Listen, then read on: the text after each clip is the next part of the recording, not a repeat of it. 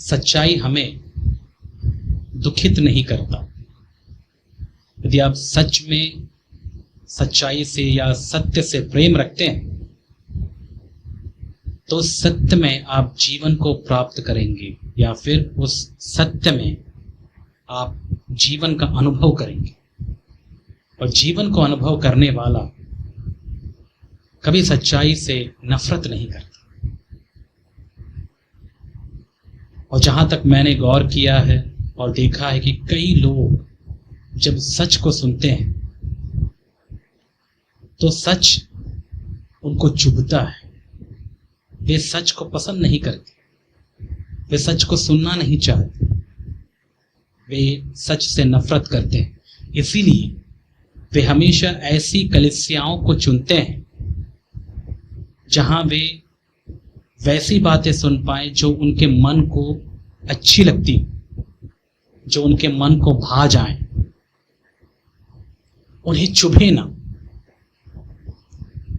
परंतु यदि आप मुझसे पूछेंगे कि आप बताइए आप कैसे कलीसिया या चर्च को पसंद करते हैं, कैसे कलीसिया में जाना पसंद करते हैं, तो मैं आपसे यही कहूंगा, मैं वैसी कलीसिया में जाना पसंद करूंगा जहां पर वचन सुनने के बाद मेरे अंदर की कमियां मुझे दिखे,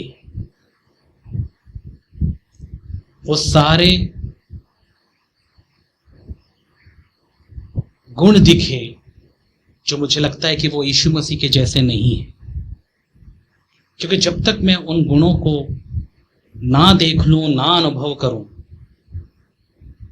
तो मैं परमेश्वर से उसके अनुग्रह की चाह कैसे करूंगा कि उस अनुग्रह से मेरा इलाज हो या फिर मुझे चंगाई प्राप्त हो।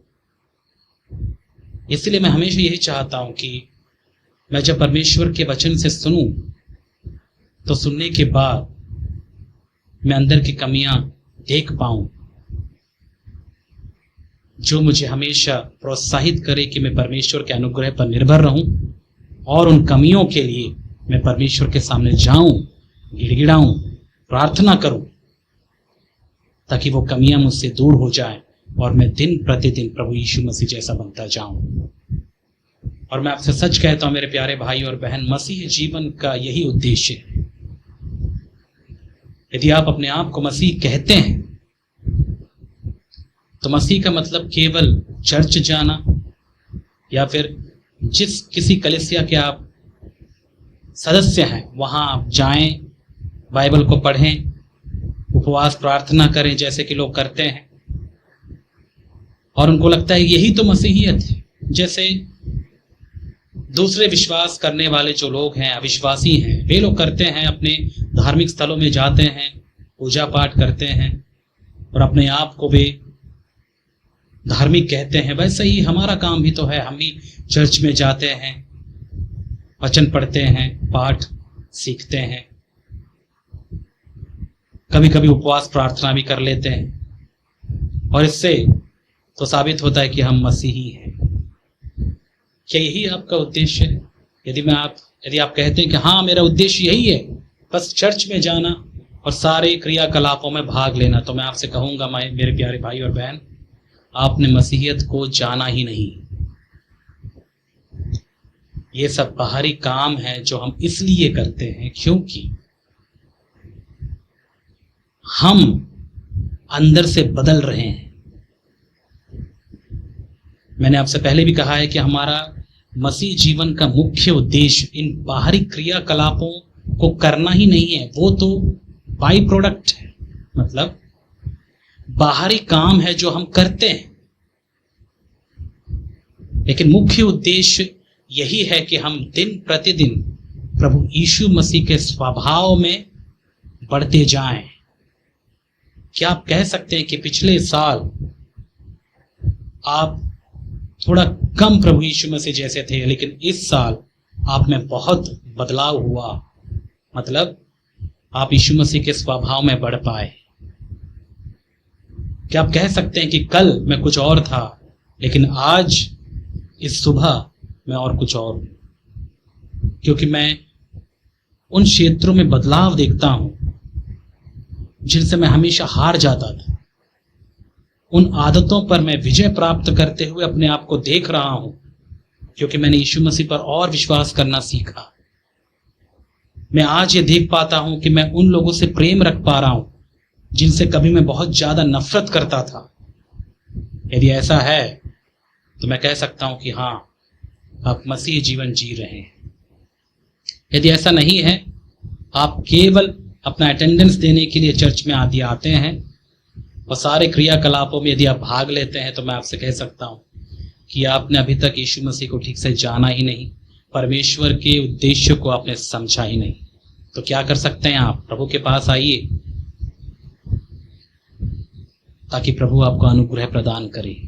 और याद रखिएगा, बाइबल कहती है परमेश्वर दीनों को अनुग्रह देते हैं, घमंडियों को नहीं। ये सबसे बड़ी बात जो मैंने अपने जीवन में सीखी है। जब कभी परमेश्वर मेरे अंदर की कमियां मुझे दिखाए, मैं कभी घमंडी होकर उन चीजों का विरोध ना करूं।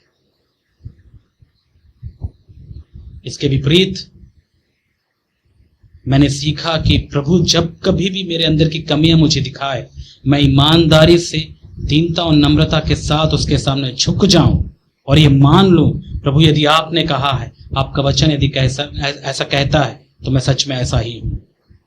अब मुझ पर दया कीजिए, अब मुझे आपके अनुग्रह की जरूरत है। मुझे ये स्वभाव नहीं चाहिए, मुझे यीशु मसीह के समान आप बनाइए।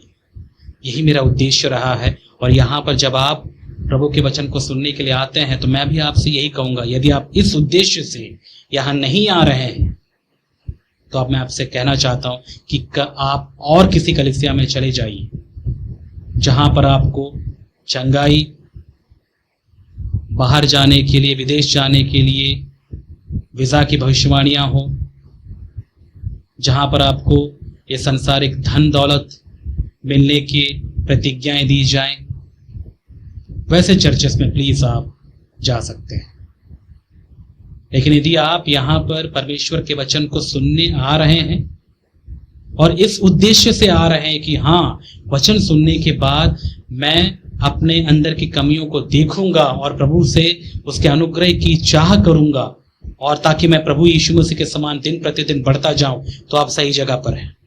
अन्यथा मैं आपसे कहना चाहता हूं कि आप कृपया और कोई कलीसिया में आप चले जाइए, क्योंकि ना परमेश्वर को भाएगा और ना ही मैं आपकी सेवा परमेश्वर के वचन से ठीक से कर पाऊंगा।